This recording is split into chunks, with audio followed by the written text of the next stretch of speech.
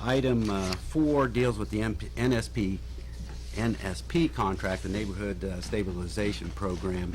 This is actually money that the United States Congress appropriated in the fall of last year when the mortgage crisis hit the United States in a major fashion. Congress, in trying to react to that and the number of foreclosures that were occurring throughout the nation, appropriated monies to deal just with the foreclosure issues. That's part of the monies that come in here. The $1.2 million that Mrs. Ames was speaking about is the money that was allocated for Region 17, which includes Pickaway, Ross, and Pike counties. Ross County will be the lead agency. At a meeting that was held within the past couple of weeks, it was determined that Ross County, because of the population size, would in fact be the lead agency.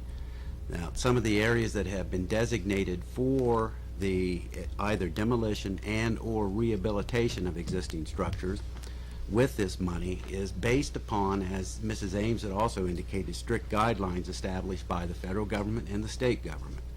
Those guidelines mean that we can only deal in neighborhoods that meet the low to moderate income criteria. That includes the south end, the east side, as well as certain areas up on the hill. I'd also like to announce to council that annual reports from all departments are now available. You may pick up your copies at the mayor's office. They are too big for me to carry all over here and pass out to you, so if you would, please pick up your annual reports. And I also want to take this opportunity to commend the various crews which worked on the snow removal and the ice storm that hit our community here in recent days. They did a tremendous job, I believe, considering the fact that when the storm first hit, we only had 4 trucks for salt removal or snow removal available out of 5. We had to ask the mechanic who was working on the one truck to hurry up so that we could, in fact, have 5 trucks available. A lot of these crews worked around the clock to make sure that the streets were passable. I know that some city residents were asking, why don't we get the residential neighbors streets, but we concentrate on the main thoroughfares and the hills in order to make sure that those are clear and passable first. In addition to that, obviously a lot of people saw a lot of tree damage, limbs down, in fact entire trees. The service department has been collecting those limbs. If residents would set the limbs out to the curb, not where the garbage is collected, but out in front of their house at the curb, our crews will come by and get those. Now, the service director tells me because of the extent of the damage that was done through the ice, it will take us several weeks in order to collect all of those limbs. We are asking residents not to bring the limbs to the park annex themselves, but allow us to pick it up.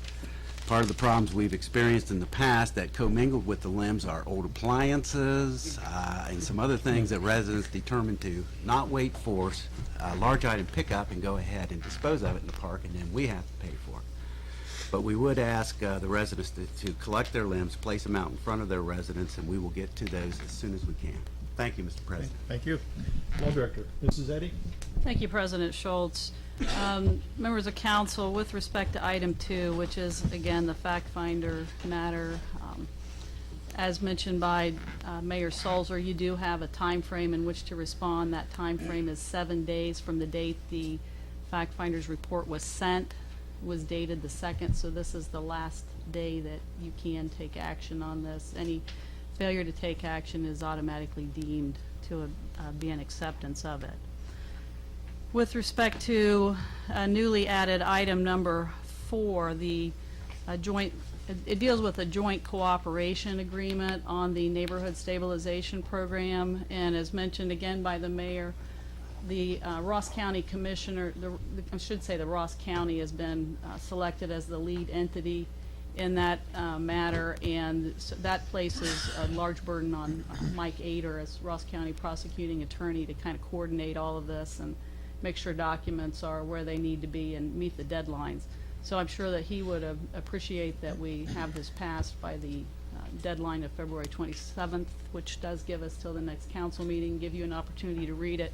I would just let you know that this is not the only piece of legislation that you will see on this. You will also see additional legislation dealing with what they call a sub-recipient agreement. as well as, I believe, an ordinance appointing someone to administer or help to administer the program on behalf of the city of Chillicothe. And that would conclude my report. Thank you. Okay, thank you. I have nothing to report, so we'll move right into audience participation.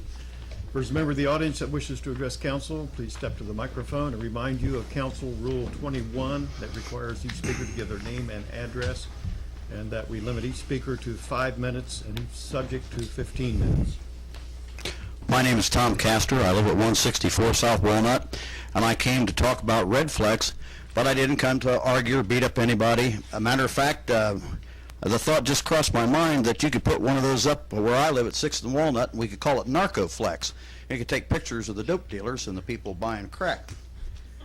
At any rate, I didn't come to talk against it, and a matter of fact, I've heard some compliments of what it's done on Western Avenue. It's slowed traffic down, and one fellow there tells me it's a lot easier to make a left turn on Western Avenue now that they're there.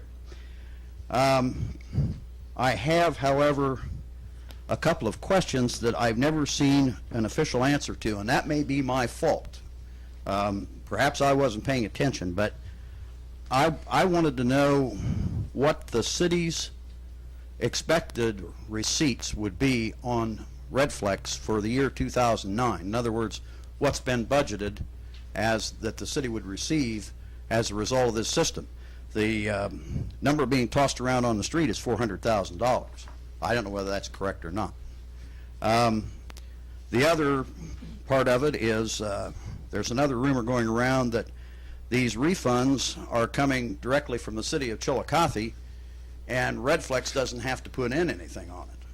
Well, I don't know why that would be. I mean, I don't understand that, and my question is, well, why is that? If that's really true, I don't know that it is. And the third concern I have is I heard someone last weekend quote an assistant city law director as saying that the Gazette was not asked to leave the pretrial hearing that occurred in Common Pleas Court. Matter of fact, they were there for the whole thing. And that assistant law director was Jim Mann. If that's not true, I'll be happy to supply Mr. Mann with the person who misquoted him if in fact he was misquoted. If he wasn't misquoted, I think you got a little problem there. And that's really all I have.